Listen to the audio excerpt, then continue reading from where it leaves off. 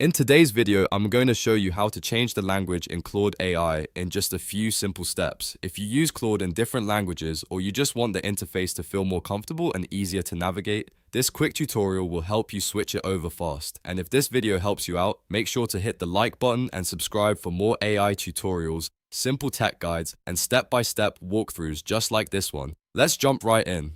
First, open Claude AI and make sure you're signed into your account. Once you're on the main interface, look down to the lower left corner of the screen. You should see your profile icon there. This is where your account and settings options are usually located, so go ahead and click on that profile icon. After you click it, a menu or settings panel should appear. From there, look for the section labeled Language. This is the area where Claude lets you change the display language for the interface. Click on for language to open the available options. Now you'll see a list of languages you can choose from.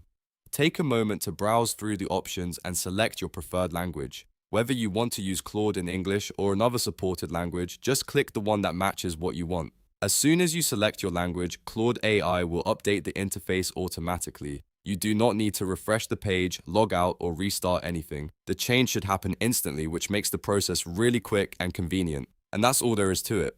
In just a few clicks, you've changed the language in Claude AI and customized the interface to your preference. This is a great little setting to know about, especially if you're trying to make the platform easier to use or helping someone else get set up in their own language.